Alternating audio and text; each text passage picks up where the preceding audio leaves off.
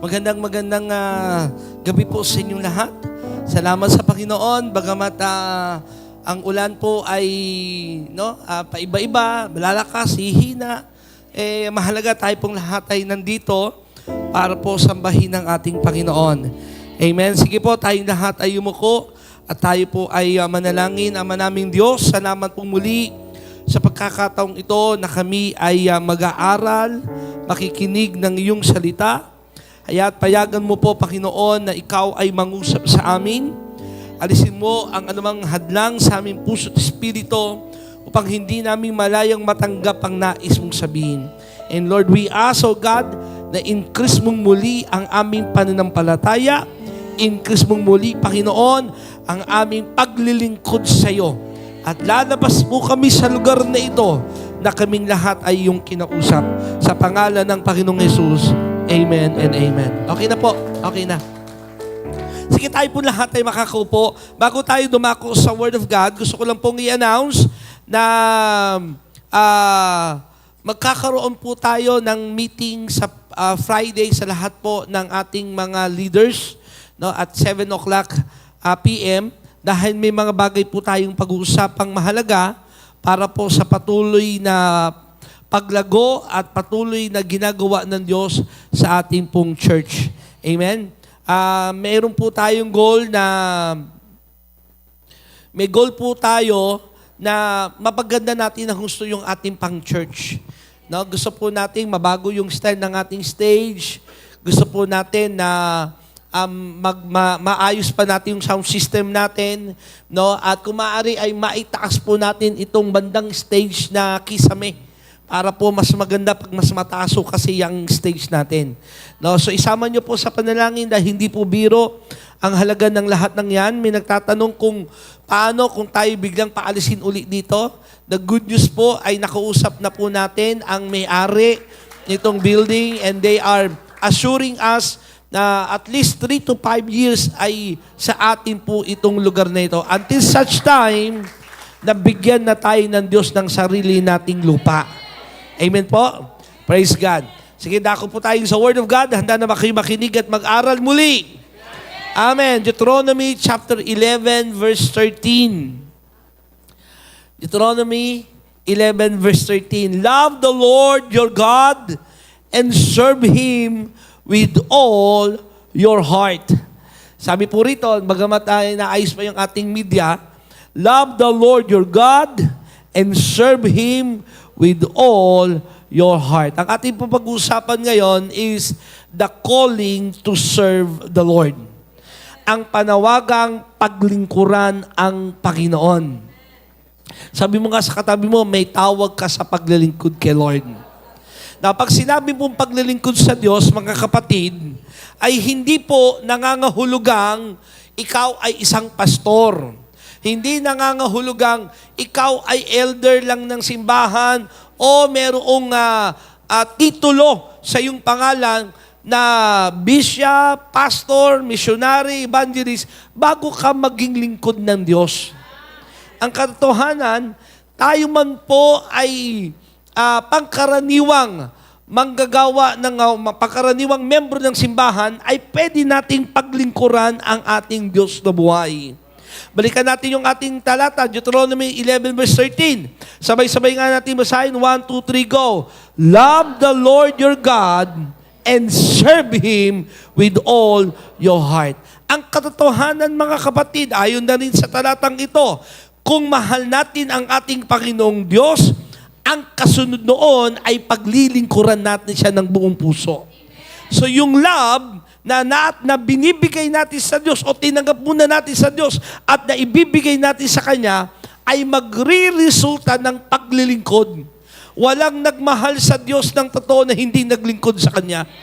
Huwag mo sabihing mahal mo ang Diyos pero hindi ka naman naglilingkod sa Diyos. Your love to God will result to serving Him. Amen. Sino nito masayang nakapaglilingkod sa Diyos? Taas ng kamay. Amen. Nakatuwa yung narinig natin patotoo, no? Dahil siya'y tumugon doon sa panawagang na mag-assist sa church natin sa panahon ng baha na yon, ay nailigtas siya, no? Talaga alam nyo, ang paglilingkod sa Diyos ay hindi po mawawalan ng kabuluhan. May sabi sa katabi mo, hindi mawawalan ng kabuluhan. Kaya ka lang mahihirapang maglingkod sa Kanya, sa ating Panginoong Diyos, kung hindi mo siya mahal, kung hindi siya totoo sa iyo. Serving God should be our natural, love-filled response to Him who loved us first. Response lang ng ating paglilingkod, yung ating nararanasang pag-ibig ng Diyos sa ating buhay. At dahil doon, mahal natin siya, kaya tayo naglilingkod. Amen? Sabi mo nga sa katabi mo, naglilingkod tayo dahil minahal ka ng Diyos at nagmamahal tayo sa Kanya. Amen? Ang religious people will serve God because they want something from God. But true believers, they serve God because they want God. May malaking kaibahan po yan. Yung mga taong religious lang, naglilingkod kasi may gusto silang makamit at makuha sa Diyos. Pero naglilingkod tayo kasi ang mismong gusto natin, hindi ang pagpapala niya, hindi ang promotion, hindi ang titulo, hindi yung masabing tayo ay naglilingkod sa Kanya, no, meron tayong pangalan sa church, hindi. Kundi ang gusto natin ay Diyos mismo. Siya yung ating ginugusto. Amen ba? So baguhin natin yung ating isipan. We serve the Lord not because we want something from Him. We serve the Lord because we want, sino? God. We want Him. Siya ang gusto natin. Kasi kung hindi ganun ang ating magiging konsepto, pag hindi na ibigay yung gusto natin kay Lord, hihinto ka sa paglilingkod. Kung hindi tamang yung konsepto sa paglilingkod, may pagsubok suliranin lang, aayaw ka. Kaya ang daming, pansin nyo ba, kasama natin naglilingkod noon, pero ngayon wala na sila. Maiinit na naglilingkod sa Diyos, ngayon wala na sila. Bakit? Nagkamali sila ng motibo sa paglilingkod sa Panginoon. At sabi mo sa katabi mo, tinawag ka ng Diyos para paglingkuran siya. We are all called to serve the Lord by doing the ministry. Okay? Tinawag tayo ng Diyos sa paglingkuran siya sa pamagitan ng ministeryo. Okay? Kaya po nawa po, ngayong gabing ito, ay lalong pagtibayin ng Diyos ang ating paglilingkod sa Kanya. Na hindi ito maging burden, hindi ito maging pasanin na parang ang bigat-bigat ng paglilingkod sa iyo, kundi ito ay kagalakan sapagkat mahal na mahal mo ang Diyos dahil alam mong minahal ka niya. Resulta yun. Sabi sa katabi mo, resulta ng ating pag-ibig sa Diyos ang paglilingkod sa Kanya. Amen? Isaiah 49 verse 1, makinig kayo, mga taong naninirahan sa malalayong mga bansa. Pinili na ako ni Yahweh bago pa isinilang at hinirang niya ako para siya'y paglingkuran. So may tawag ang Diyos. Ano yon? Hinirang niya tayo, pinili niya tayo bago pa isinilang sa mundong ito. Bakit? Para siya'y paglingkuran. And listen to me, mga manggagawa, Jesus the Gospel, hindi po ito para lang sa pastor. Hindi ito para lang sa mga bishop o mga pastoral or elders ng church. Sa lahat yan na mga pinili niya. Sa lahat na mga nakakilala sa Kanya. Amen? Hindi tayo naligtas dahil naglilingkod tayo sa Kanya. Hindi natin binabayaran ang kaligtasan. Tama? Yan ay biyaya at regalo ng Diyos sa atin. Ephesians chapter 4, verse 11 to 12. Now these are the gifts Christ gave to the church. The apostles, the prophets, the evangelists, and the pastors and teachers for the perfecting of the saints, for the work of the ministry. Kaya pala tayong may pastor, propeta, ebanghelista, guro, apostol, upang tayo ay maging perpektong mga anak ng Diyos para saan? For the work of the ministry. No, kaya pala tayo nasa church, kaya tayo nakikinig ng Word of God, kaya may nagme-mentor sa atin, kaya tayo nakikinig ng Kanyang salita, ay upang maging perfect tayo. No? Perfecting of the saints for the work of the ministry. For the edifying of the body of Christ. Now, why serving God is important? Tatlong bagay. Bakit mahalagang paglingkuran ng Diyos? Number one, God designed us to serve. Sabay-sabay nga natin sabihin ito, God designed us to serve. Tayo ay dinisign ni Lord. Nung tayo nakakilala sa Kanya, ulitin ko yung sinabi ko kanina, naligtas tayo hindi dahil naglilingkod tayo sa Kanya. Hindi mo binabayaran ang iyong kaligtasan. Walang kinalaman ang iyong ginagawang pagpapagal para ikaw ay maligtas. Kung papaanong sinasabi ko nga, walang kinalaman ng pagtilaok ng manok, bakit sumisikat ang araw. Ganon din naman, walang kinalaman ng iyong ginagawa para maligtas ka. Para saan ngayon ang ating paglilingkod at paggawa sa gawain ng Diyos? Kasi tinawag ka ng Diyos para diyan. At dinisign ka ng Diyos. Ephesians chapter 2 verse 8 to 10. Sapagkat dahil sa kagandaang loob ng Diyos, kayo naligtas sa pamamagitan ng pananampalataya. At ang kaligtasang kaloob ng Diyos at hindi sa magitan ng inyong sarili. Hindi ito bunga ng inyong mga gawa, kahit walang dapat ipagmalaki ang sinuman. Sapagkat tayo nilalang ng Diyos, sabi sa katayo mo, nilalang tayo ng Diyos, nilikha sa magitan ni Kristo Jesus upang iukol natin ang ating buhay sa paggawa ng mabuti. Pag ikaw pala'y ligtas na, ang kasunod noon, na ngayon may relasyon ka na sa Diyos, ay ang buhay mo'y gagawa na ng mabuti. Iyan ang layuning pinili ng Diyos para sa ating nung una pa man. Nung una pa man, pinili ka na ng Diyos eh. Amen? We are predestined by God na makilala at kaya ang biyaya ng Diyos, alam nyo, napakabuti ng biyaya ng Diyos sa atin sapagkat piliin mo, dami-daming tao kasama tayo sa pinili ng Diyos. Amen?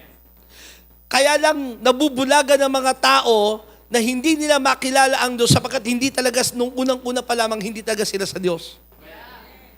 Pero ikaw na nakakilala sa Diyos, wow, dumating ang biyaya sa iyo ng Diyos. Wala kang kinalaman doon, kundi mabait lang talaga ang Diyos sa iyo. Ngayon, yung kabutihan ng Diyos na yun sa iyo, naintindihan niyo pinag-usapan natin ngayon, ay dapat magdala sa iyo ng paglingkuran mo siya. Kasi nung una pa man, yun ang dahilan. Bakit kanya iniligtas? Para paglingkuran mo ang Panginoon. I hope you're getting this message right now. Amen? Ephesians chapter 2 verse 10. Basahin naman natin sa English. For we are God's handiwork, created in Christ Jesus to do good works which God prepared in advance for us to do. We are not saved by serving, but we are saved for serving. Hindi tayo naligtas kasi naglilingkod tayo, kundi naglilingkod tayo kasi bunga yan na tayo naligtas. Pag ikaw ay totoong ligtas na, kasunod niyan, maglilingkod ka sa Kanya. Amen? Kasunod niyan, mag-aalay ka ng iyong talento, ng iyong lakas, ng iyong buhay para paglingkuran ang Diyos na nagligtas sa iyo. Amen? Grateful ba kayo niligtas kayo ng Diyos? Amen. Sa kabila ng tayo makasalanan, sa kabila ng hindi naman natin hinahanap ang Diyos, sa kabila ng wala naman tayong isipan para sa Kanya, pero dumating yung kahabagan ng Diyos sa atin, hanggang makita na lang natin ang ating mga sarili. Ito na tayo, nagmamahal na sa Diyos, nagtataas ng kamay para sambahin ang Panginoon, nga naunawa natin ang Kanyang salita, at kasunod, makikita mo, ano bang pwede ko pang gawin para sa Diyos? Ano pang pwede ko maibigay para sa Kanya? Hindi magiging burden sa iyo ang paglilingkod. Hindi ito parang bigatin o para bagang kailangan mo lang gawin. Kundi isa itong kagalakan sa iyo. Dahil dinisign ka ng Diyos, pinili ka ng Diyos nung una pa man para paglingkuran siya. Amen? Kaya sabihin sa katabi mo, huwag kang mapapagod sa paglilingkod. Huwag kang aayaw sa paglilingkod. Amen. Hindi ka man naintindihan ng iyong magulang, bakit mo ito ginagawa? Tuloy-tuloy ka lang. Wala ka mang kasama, tuloy-tuloy ka lang. Paglingkuran mo ng gusto ang Diyos na nagmahal sa'yo at pumili sa'yo. Pangalawa, why serving God is important. Number 2, God gifted us to serve. Binigyan niya tayo ng kaloob, mga regalo, mga talento para paglingkuran ang Panginoon. 1 Peter chapter 4 verse 10, as each one has received a special gift, minister it in serving one another as good stewards of the manifold grace of God. Yamang dumating yung grace ni Lord sa atin, binikatiwalahan niya tayo ng kanyang pag-ibig at pagmamahal. Ngayon, binigyan kanya ng special gift para saan? To minister that in serving one another. Minsan hirap na hirap kayo, ano ba pwede kong gawin sa church na paglilingkod? Ano ba yung gift na binigay sa iyo ni Lord? Kung binigyan ka ng Diyos ng regalo na ikaw ay magaling magluto, magluto ka para sa mga kapatid mo. Amen. Kung binigyan ka ng kaloob ng Diyos na umawit, umawit ka para sa Diyos. Hindi lang po paglilingkod na nandito sa pulpito at nasa stage ang paglilingkod. Maraming paraan. Ano ang binigay na gift sa iyo ng Diyos? Alam mo ba yon? Meron bang taong walang kagip-gip? Ako, wala. Ako niniwalang wala. Lahat tayo binigyan ng gift ng Diyos. Hindi man obvious, pero nandyan yan. Ang problema, hindi mo lang binubuksan. Parang regalong nakabalot, hindi mo pa ino-open. I-open mo, makikita mo ang dami pa ng gift na binigay sa iyo ng Diyos. Merong binigyan ng kaloob ng Diyos na mamahala. Mamahala ka ng may kahusayan. Di ba, may mga taong talagang gifted, mamahala? Di ba? Kaya pagka sila mamamahala, makikita mo, umaayos ang lahat. Yung walang gifted sa pamamahala, pag silang nag-ayos, gumugulo. Merong gift eh. Merong gift talaga sa pagkanta. Tama? Na, marinig pa lang yung tiklado ng piano. Oy, ano yan? Alam na alam. Eh tayo, kahit anong marinig natin, nahanap pa natin. Wala eh. Meron binigyan ng regalo ng Diyos na kaloob ng pagsayaw. Hindi lahat gifted sumayaw eh. Tama? Yung iba talagang yung dalawang paa eh, di ba? Parehas kaliwa. Yung iba naman, parang bata pa lang, yung katawan, sumasayaw na agad. Eh di para saan ba yan? Para paglingkuran mo ang Diyos. Marami mga gumaling at natuklasan nila ang kanilang talento at nagamit sila ng una. Alam nyo, natuklasan nila yan sa loob ng church. Pero nakakalungkot na agaw ng mundo. Ang daming ganyan. Naagaw ng mundo yung talent na na-discover nila sa loob ng church. Ngayon, ginagamit nila para sa mundo. Nawa, huwag mangyari sa atin yun. Amen. Nakalimutan na nila. Ang daming ganyan. Mga dating mga singer ng church. Nandiyan sila, Beyonce. Dating mga singer lang ng church yan. Mga gospel singer yan ng una. Eh ngayon, wala na. Kasi ang mundo, si Satanas, gusto talaga tayong agawin sa paglilingkod sa Kanya. Kaya kung matutuklasan mo kung ano ang calling mo o yung gift mo, ibigay mo yan para kay Lord. At huwag ka maiinggit sa iba.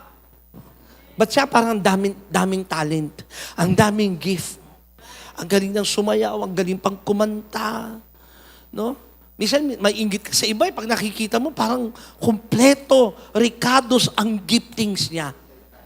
Multi-talented. Di ba? Tapos ikaw, pag titignan, parang hahanapin pa yung gift mo eh.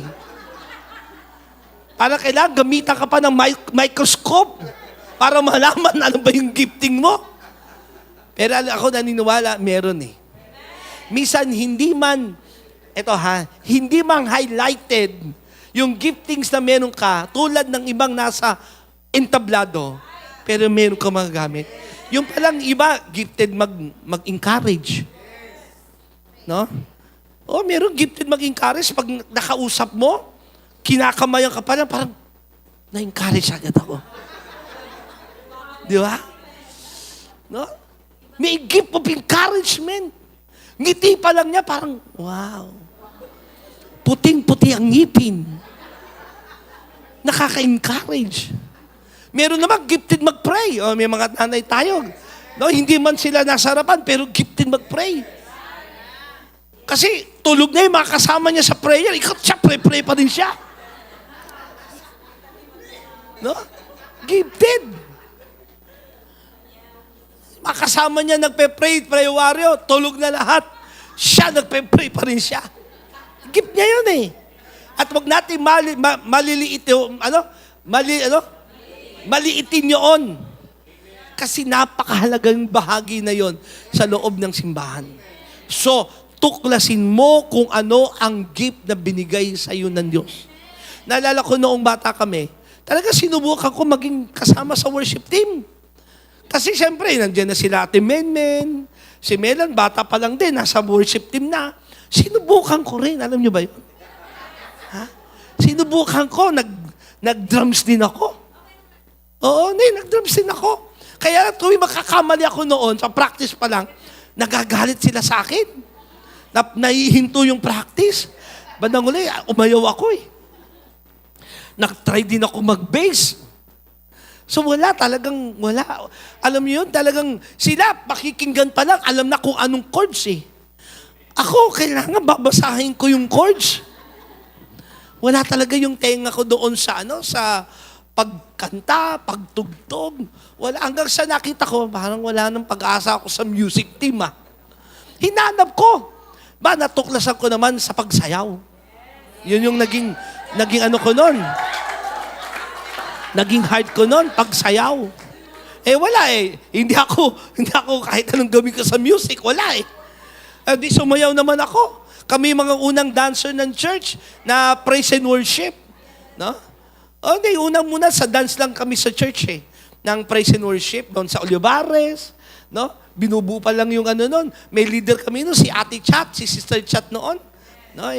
Si Nanay Bebot, na nasa na po ngayon, nasa probinsya na. No? Yun yung anak niya, na leader namin sa praise and worship dance noon. No, so talagang ang saya namin sumasayaw. Sa kapiling namin, ito yung mga piling ng mga dancer, parang napakahalaga ng ginagawa mo sa church. Na pag wala ka, parang hindi matutuloy yung gawain eh. No? Talagang binibigay mo lahat ng todo-todong ginagawa mo. Di ba? Tapos pagtapos mong sumayaw, yung talagang sarap ng pakiramdam na nakasayaw ka kay Lord. Hanggang sa nakita ko, may gift din pala akong mag-direct. So, nagsumubok ako mag-direct ng production. No? So, tinutuklas. Inaalam kung saan ka pa pwedeng magamit ng Diyos. Ang mahalaga, buksan mo yung regalo ng Diyos na yun sa'yo at paggamit mo sa Kanya. Amen? Kaysa naman gamitin mo sa mundo yan. Sino makikinabang? Mundo. Hello? Na kung yan yung trabaho mo, yung gifting sa binigay sa'yo at trabaho mo at diyan ka kumikita, okay lang. Huwag ka lang magko-compromise. Tama? Sumasayaw ka kay Lord, tapos sasayaw ka sa TikTok na kung ano-ano mga TikTok ang sinasayaw mo. Di ba? Sasayaw ka kay Lord, parang banal na banal sayaw. Pero pagka sa, TikTok, talagang ang laswa nung sayaw mo. Andan niya kayo? So nagagamit ka rin sa mundo. Sabi sa katabi mo, para ka lang kay Lord. Yung gift na binigay sa iyo ng Diyos, para lang yan sa Kanya. Pangatlo, why serving God is important. Jesus is our example and He showed us how to be a servant. Ang ating Panginoong Yesus, ang ating dakilang halimbawa, siya'y naparito hindi para paglingkuran, kundi maglingkod. Matthew chapter 20, verse 28, just as the Son of Man did not come to be served, but to serve and to give His life as a ransom for many. Nandiyan kayo? Si Jesus mismo, ang ating Panginoon. Naparito hindi para paglingkuran, kundi maglingkod. At pinakita niya yon sa mga disciples paano maglingkod. Sabi niya, nag-iwan ako ng halimbawa, ganun din naman ang gawin nyo sa iba. 1 Corinthians 15 verse 58, therefore, my dear brothers and sisters, stand firm. Sabi mo nga sa katabi mo, stand firm. Let nothing move you. Sabi sa katabi mo, let nothing move you. Ha? Manatili kang matatag at huwag kang matitinag. Huwag mong hayaan ng sinumang mag-move sa'yo. Always give yourselves fully to the work of the Lord. Ibigay mong buong buo ang iyong sarili sa paglilingkod sa Kanya. Because you know that your labor in the Lord is not in vain. Dahil alam nating hindi mawawalan ng kabuluhan ang ating paglilingkod sa Kanya. Fully, sabi sa katabi mo, buong buo. Pag naglingkod ka, buong buo. Amen. Yung bang, maglilingkod ka rin naman, itodo muna. Talagang ibigay mo yung puso mo, yung damdamin mo. Minsan, pagka paulit-ulit, di ba, tingnan natin, nakakapanghinawa. Parang nakakasawa minsan. Parang may mangyayari ba? Hindi, pangako ni Lord, no? Your labor in the Lord will not in vain. Hindi mawawalan ng kabuluhan. Ngayon, maaaring ang ginagawa mo lang, ministry mo, taga-ayos ng bangko. Hindi mawawalan ng kabuluhan yan. Ang ministry mo lang, taga-map ng church, taga-linis ng CR, may mga ganyan ang ministry nila. Talagang tinanggap na nilang yun ang ministry nila. Hindi yan madalas pinapalakpakan, hindi lagi yan nakikita, hindi yan highlighted. Pero nakikita yan ng Panginoon. Amen. Minsan yung panga talaga ang ang paglilingkod na totoo eh. Hindi ko sinasabing hindi paglilingkod yung mga nasa entablado, nakikita. Pero minsan, ang nagiging hamon sa atin na lagi nasa entablado, nakukuha na natin yung glory na dapat ay para sa kay Lord.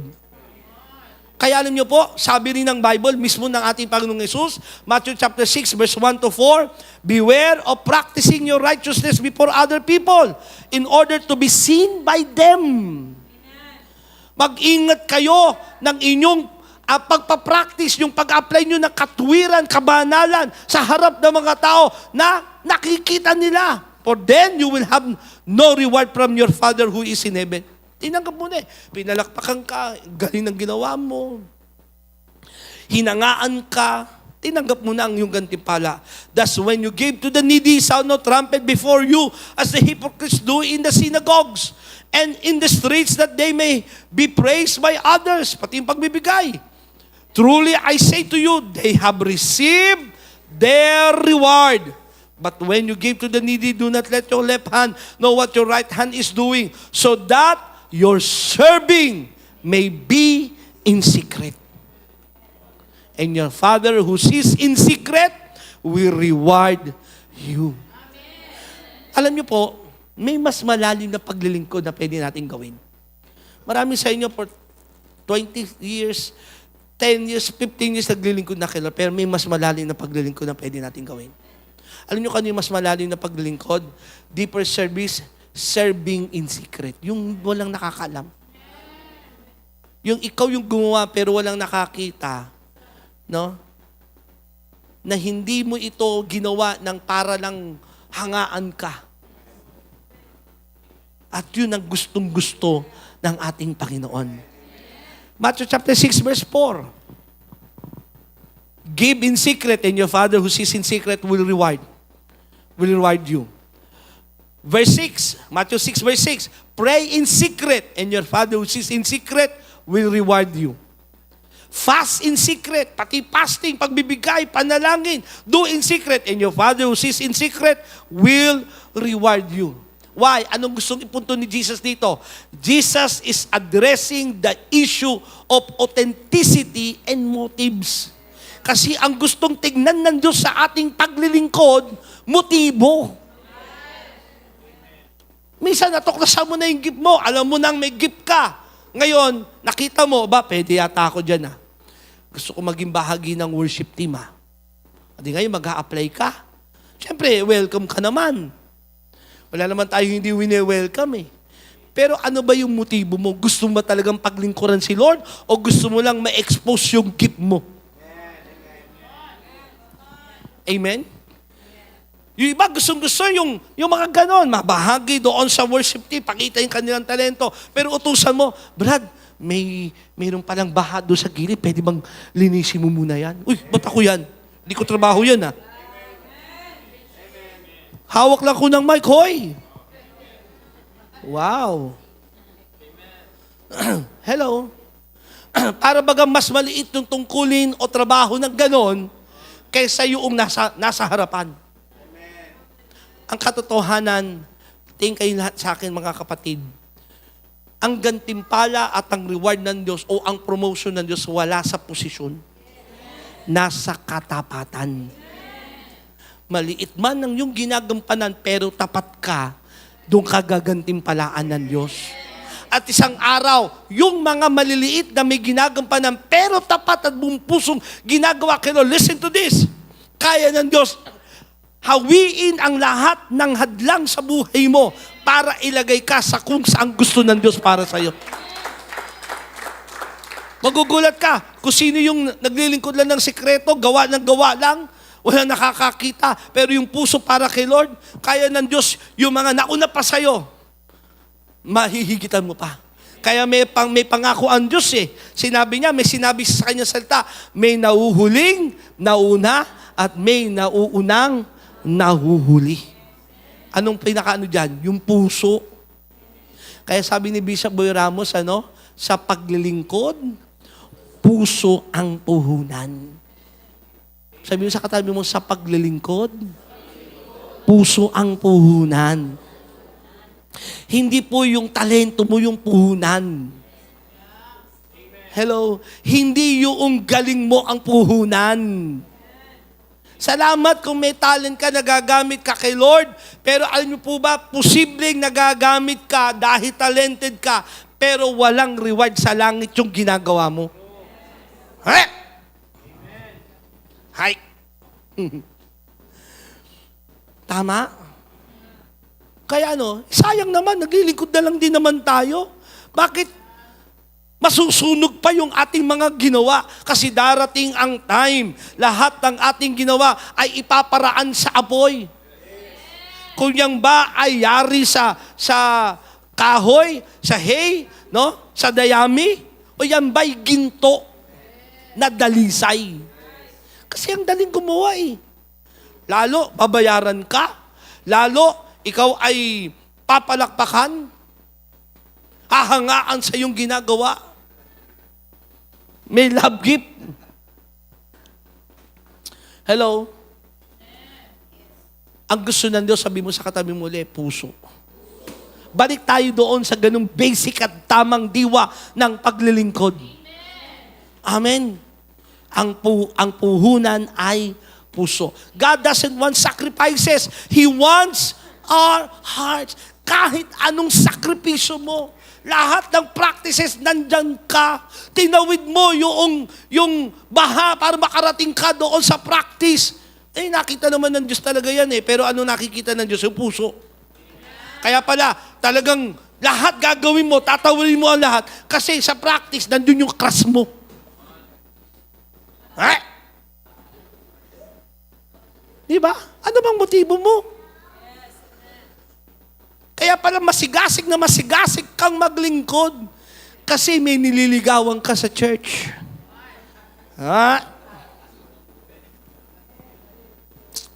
God doesn't want your sacrifices. He wants our hearts.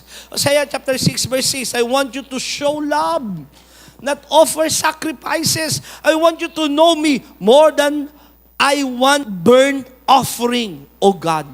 Sabi ng Panginoon, hindi naman niya gusto yung mga susunuging handog Mga sakripisyong ginagawa natin.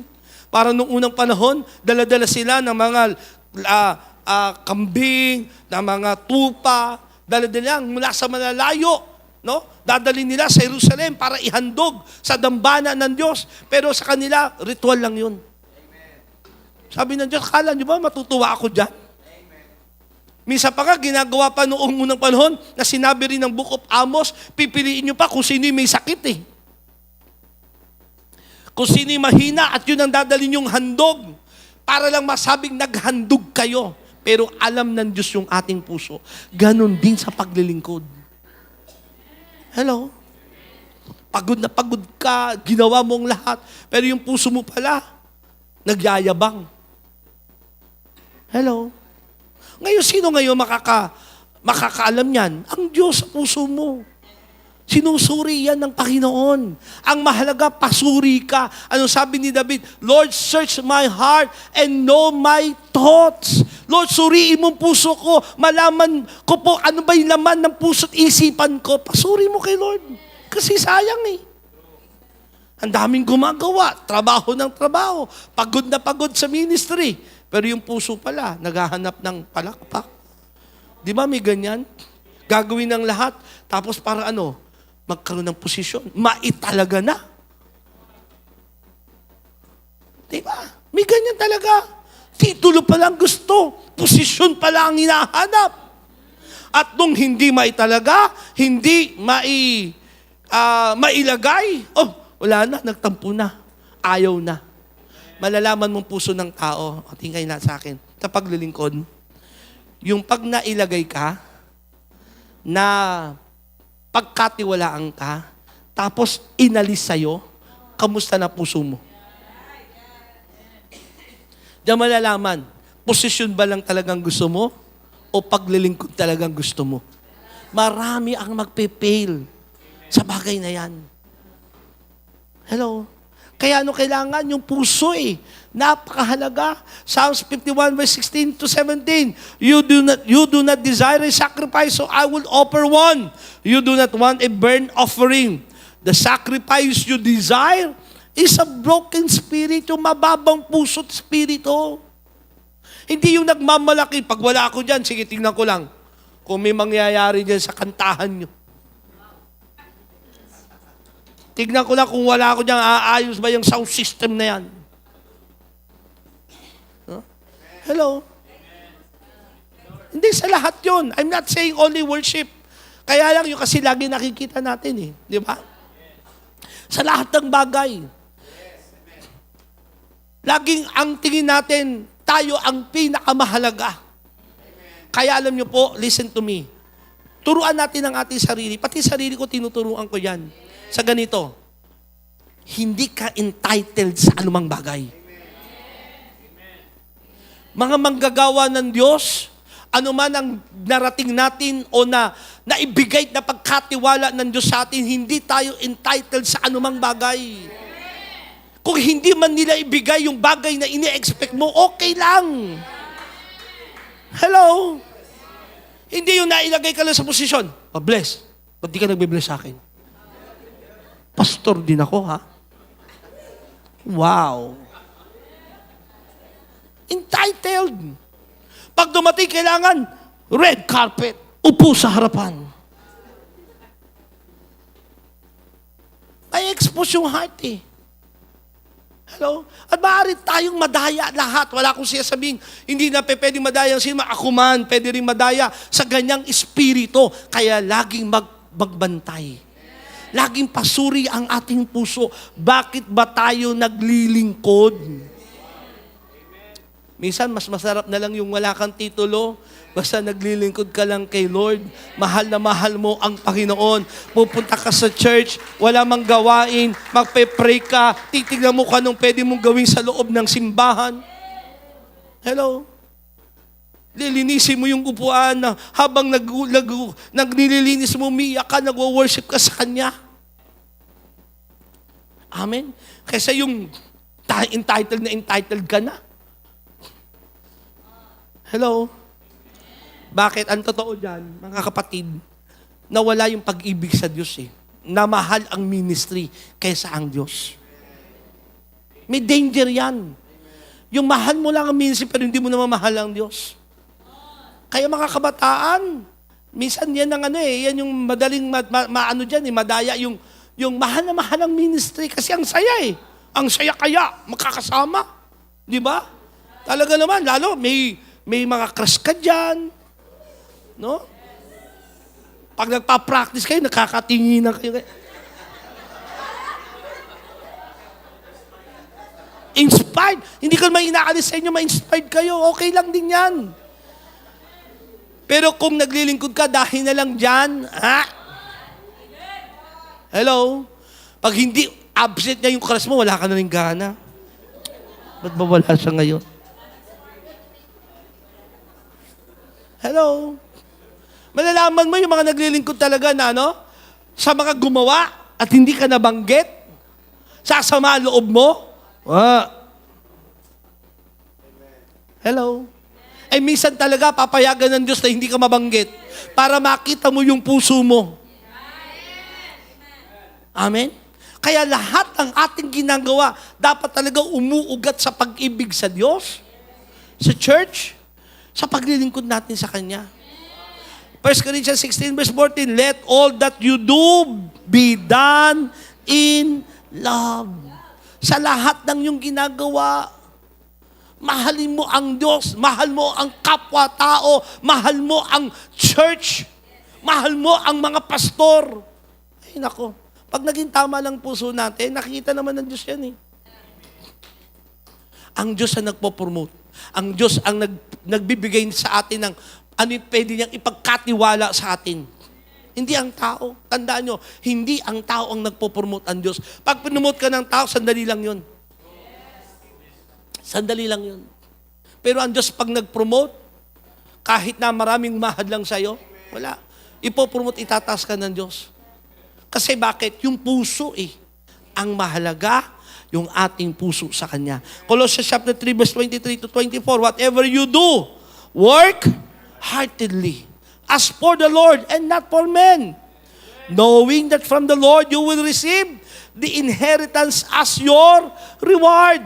You are serving the Lord Christ. Hindi naman si pastor pinaglilingkuran nyo eh. Hindi naman yung department head nyo, hindi yung ministry head nyo pinaglilingkuran nyo. Hello? Bisa tingin natin, pinaglilingkuran natin yung taong naglilid sa atin, kaya nagkakamali yung ating puso. Hello? Ang Panginoong Diyos ang ating pinaglilingkuran na siyang nakakakita ng ating ginagawa. At siya rin ang magpaparangal sa atin. Matthew chapter 6 verse 4, that your serving may be in secret, and your Father who sees in secret will reward you. Hindi naman mababaliwala yung ginawa mong yan eh. Yung bawat ginagawa nating paglilingkod ay pagtatanim ng iyong future na blessing mula sa Diyos. Pagtatanim lang yan para sa future na ani mo sa Kanya. Yan man ay sa bunga ng promotion, bunga ng pagpapala, o ano man, magbubunga yan. Hindi yan mawawalan ng kabuluhan. Paano kung wala kang ginagawang paglilingkod? Di wala kang tatanggaping ani? Amen ba? Kaya magsimula ka. Hindi ka lang taga-upo ng church. Sabi nga sa kata mo, hindi lang tayo taga-upo ng church. Ang dami nating, alam nyo po, ang Jesus the Gospel Church, ang ating Mother Church, nangangailangan ng marami pang manggagawa. Hindi naman po ako tinatanong kung ano pwede kong gawin. Mag-volunteer ka. Ikaw magtanong, ano bang pwede kong gawin? Kung atasa ka man maglinis ng upuan, praise the Lord. Hello? Parang yung isang napanood kong sa YouTube yata yun, naglilinis ng church. Isang babae, ginanap sa Africa eh. Naglilinis ng church, may pumasok isang lalaki.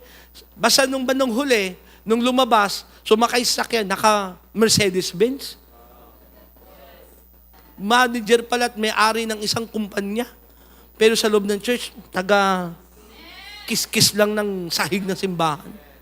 Walang nakakakita. Hello? Kasi ang paglilingkod kay Lord, hindi yan posisyon. Hindi yan yung hinahangad mong parangal ng tao. Wala. Pagka yun ang hinangad natin, babagsak tayo. Hindi rin lalago at hindi tatagal ang ating paglilingkod sa Kanya. Amen? 2 Chronicles chapter 15 verse 7, but you, be strong and do not let your hands be weak, for your work shall be rewarded. Kaya huwag ka mapanghinaan ng loob. Sa paglilingkod, minsan wala kang kasama, okay lang. Gumagawa ka ng tama, ito may magagalit pa sa'yo. Gagawa ka ng tama, kaiinggitan ka. Ngayon, anong gagawin mo? Mapanghihinaan ka ba ng loob? Minsan, ang hirap, totoo lang. Sabihin magpatuloy ka at maging malakas. Kaya hugot ka ng lakas sa Diyos. Hugot ka ng tumingin ka lagi sa Kanya. Siya ang pinaglilingkuran mo, hindi naman taong pinaglilingkuran ko eh. Pero, babalance ko yan ha. Gusto ko i-balance. May mga pagkakataon na sabi nung iba, naglilingkod ako kay Lord, pero galit lahat ng tao sa'yo. Sabi mo, hindi, okay lang, kay Lord ako nakatingin. Tingnan mo rin, baka may mali ka rin ginagawa. Amen? So, paano malalaman? Una, nabe-bless ba ang pastor sa'yo? Nabe-bless ba ang mga leaders sa'yo?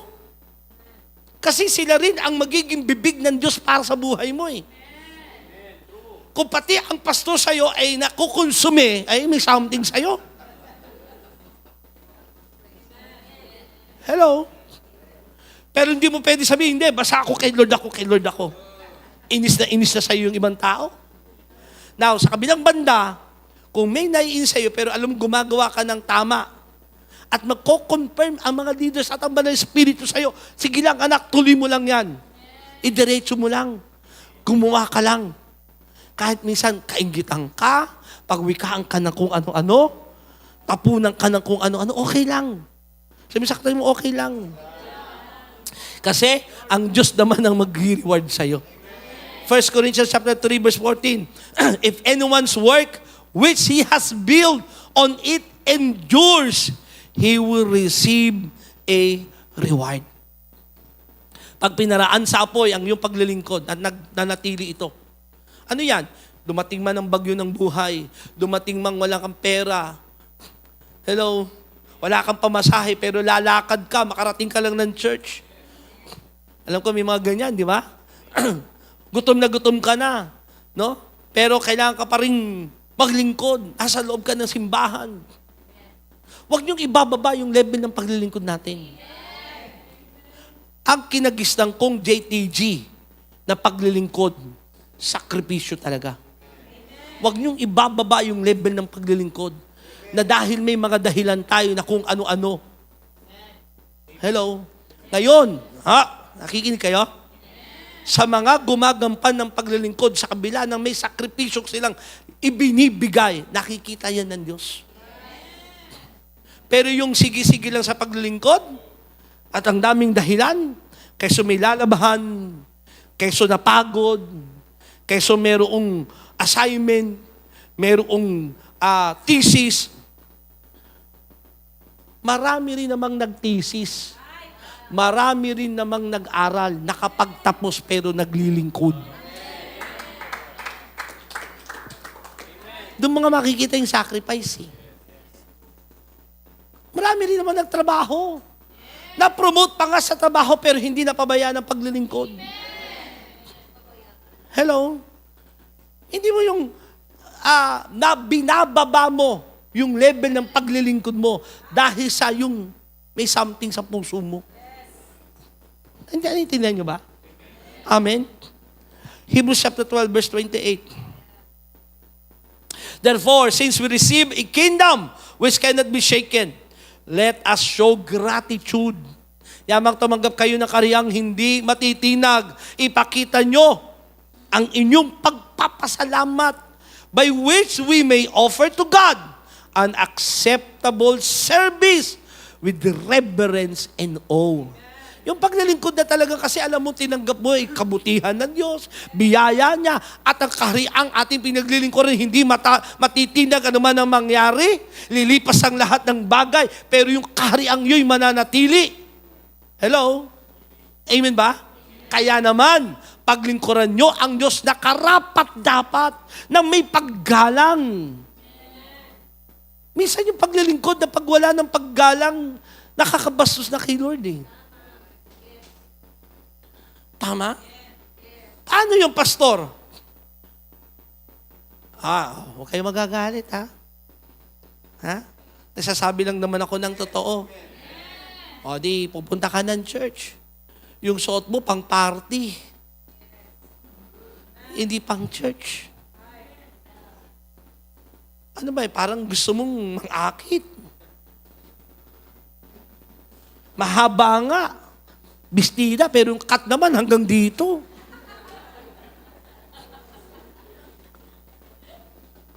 May reverence. Ang ating pagbibihis ay hindi dahil may pinopormahan tayo, kundi dahil binibigyan natin ng galang ang Diyos. Di ba haharap ka nga lang sa mayor, magbibihis ka ng maayos? Haharap ka nga lang sa barangay captain, pinatatawag ka ng barangay captain, hindi ka haharap doon nakahubad eh. Ano ba yon, kapitan? Bibihis ka kahit paano eh. Tama? Eh sa Diyos tayo humaharap. Bata pa ako, narinig ko na kay daddy yan. At hindi natin babaguhin yan. Pagdating ng simbahan, ipakita natin yung paggalang natin sa Diyos. Hindi sa tao eh, sa Diyos. Paano ka ba harap sa Kanya? Eh lalo noon noon naman talaga grabe. Kami noon, bawal ang maong. Nabutan ko pa namin yan eh. Hindi kami makatatayo kung di kami nakanektay, nakamerkana. Ganun noon. Nakamerkana. Tapos hindi mo malamig yung church. Naka-necktie. Ang dami kong naging necktie kasi kailangan ang church, pagka manggagawa ka, naka-necktie ka. Eh, nagbago na ang panahon, sige na, eto na. Tayo, nagbago na yung panahon. Pero, yan bang binibis mo, may paggalang pa rin ba yan sa Diyos? Yan ba ay meron pa rin pagbibigay ng respeto sa Kanya? Nandiyan kayo? Kayo magagalit ha? Nag-worship ka dyan. Pero yung t-shirt mo, may malaking-malaking kasulat na panlalait. Tingnan mo rin. Mo-worship ka, nakasulat, San Miguel Pier. Sample ka lang yun. Di ba? Nasa likod, Marlboro. Sabi doon, let us show gratitude. Kung nagpapasalamat ka sa Diyos talaga, by which we may offer to God an acceptable service. Amen. Pakita tayo talaga ng paggalang. Bumababa yung level, I do believe, sa generation ito, yung level ng paggalang sa Diyos. At mapupurbahan niya na matatagal ng Kristiyano. Ang church nagiging parang club na lang sa kanila at hindi na panambahang lugar kung saan bumababa ang presensya ng Diyos na kung saan dapat siyang sambahin at parangalan. Kaya ang church parang ginagawa na lang, although we are in a modern time, pero pwede pa rin naman natin ipakita yung paggalang na karapat dapat sa Diyos na ating sinasamba. Mag-worship ka, di mag-worship ka. Hello? Hindi nag-worship na lahat ng tao. Ikaw naman parang,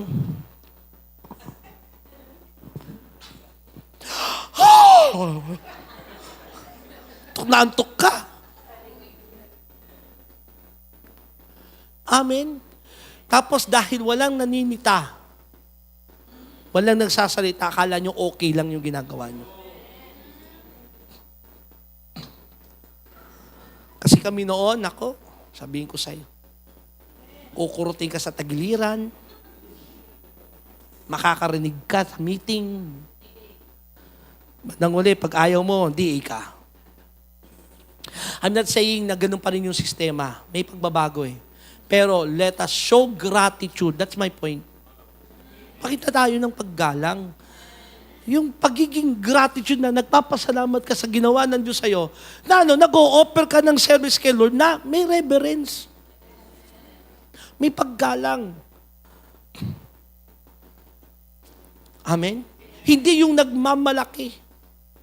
Ibaba lagi natin yung ating sarili. Lahat tayo, alipin lang tayo ng Diyos. Ibaba natin. Ano man ang narating mo, ano man ang nagawa mo, ano man ang napatunayan mo, maging mababa pa rin sa Diyos.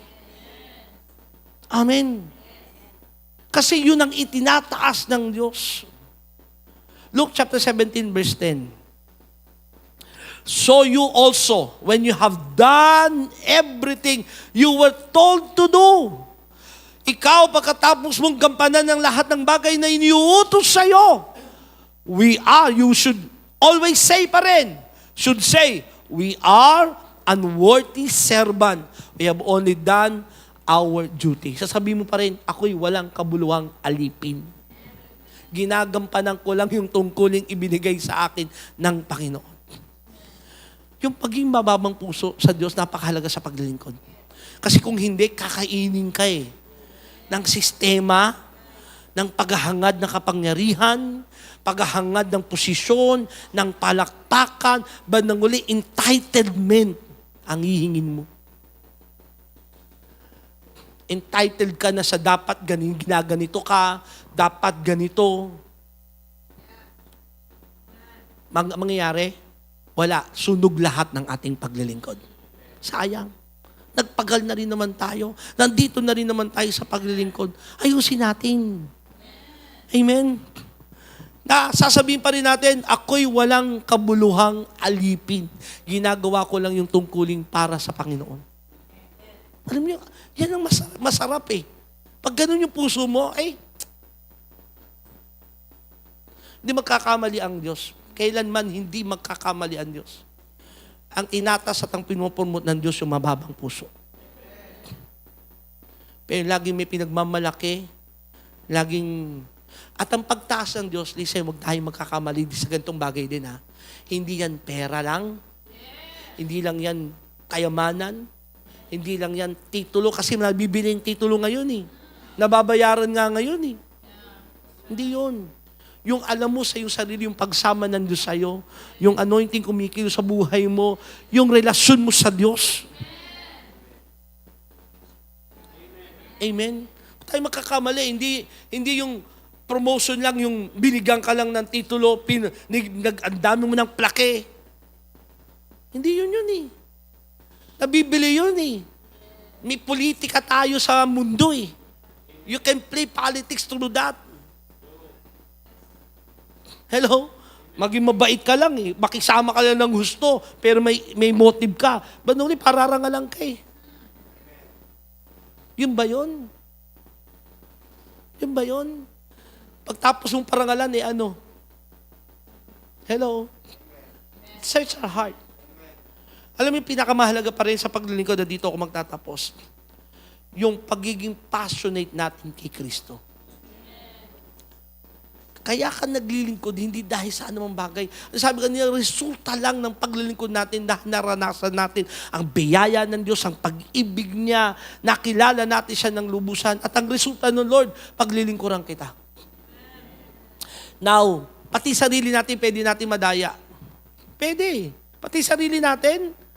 The most deceived person, pati sarili mo, nadaya mo. Pati yung sarili mo kasinungalingan, pinaniwalaan mo. Nakakatakot yan na deceive na tao. Hello? So ano kailangan gawin? Be passionate. Yung pag-ibig mo sa Diyos laging nag-aalab. Yung kay Kristo na pag-ibig mo sa Kanya. Yung karanasan mo sa Kanya. Minsan binigyan ako ng Diyos ng salita Naisulat ko, naging quotation ko sa buhay. Naglilingkod tayo hindi dahil buhay na natin ang maglingkod, kundi si Kristo ang ating buhay, kaya tayo naglilingkod. Buhay mo kasi si Kristo. Resulta lang Kaya magagawa mong umabot sa tao, magagawa mong magmahal, magagawa mong magsakripisyo, magagawa mo yung mga bagay na dapat mong gawin para sa Kanya. May palakpakan man o wala, may parangal man o wala, kasi ginagawa mo yung kay Kristo. May isang leader lumapit sa akin, sabi niya, Pastor Ben, paano mo nagagawa paano nakaranasan mo ganito na marami kang minahal, marami kang inabot, nagbigay ka, sakripisyo sa mga tao, pero sila pa yung lalaban sa'yo, sila pa yung mag-aano sa'yo, ilalaglag ka. No? Mag-ano sa'yo, maninira sa'yo, ang gagawin mo paano? Minsan totoo lang, mahirap talaga, kasi ang laman lagi nandyan Ang laman lagi gustong gumante, lumaban. Pero ang naging sikreto talaga, gawin mo lahat ng bagay sa Diyos. Kasi the moment na ginawa mo na ang bagay na ginagawa mo sa tao, maghahangad ka ng kapalit. Maghahanap ka Ginawa ko sa ito, gantihan mo ako May kasabihan nga, nagbigay ako sa iyo para bagang may utang ka na. Nagdalawang beses ako nagbigay sa iyo, obligado ka nang magbigay. Pangatlo, ng pagbibigay ko sa iyo, ine-expect ko nang magbigay ka. Andiyan kayo? Pero yung pinakamahalaga talaga yung yung paglilingkod na ang dahilan lang ay si Kristo. May nakakakita man wala, may parangal man o wala. Yung dahil lang mahal mo si Kristo. Naglilingkod ka dahil buhay mo si Kristo. Tulad ng mga apostol ng ating Panginoong Hesus, iba-ibang kanilang background, iba-ibang kanilang pinanggalingan. Pakipindot. Iba-ibang kanilang pinagmulan. Pero may karanasan lahat sila kay Kristo. Nakilala nila ng lubusan si Kristo. Na i-reveal si Kristo sa kanila. Kaya kahit buhay na yung kapalit, lahat ng mga apostol na yan dumanas ang iba't ibang klase ng paghihirap sa paglilingkod. Pero hindi nila iniwan ang kanilang pananampalataya. Amen? Kaya, let's serve the Lord. Paglingkuran natin ng Panginoon. Dahil pinilit, tinawag tayo ng Diyos para paglingkuran siya. Amen? Sa mga nag-iisip, paano ko gagawa? Anong pwede kong gawin? Simulan mo. Magtanong ka. Lapit ka sa mga pastor natin, mga leaders, ano ba pwede ko pang gawin sa church? Simulan mo. At sasabihin ko sa iyo, may kakaibang kagalakan ang paglingkuran ng Diyos. Hindi kayang ibigay ng mundo, hindi kayang ipantay ng material na bagay, yung kagalakang mapaglingkuran mo ang Panginoon. Tayong lahat ay tumayo. Deuteronomy chapter 11 verse 13, love the Lord your God and serve Him with all your heart. Pag mahal na mahal mo ang Diyos, yun eh.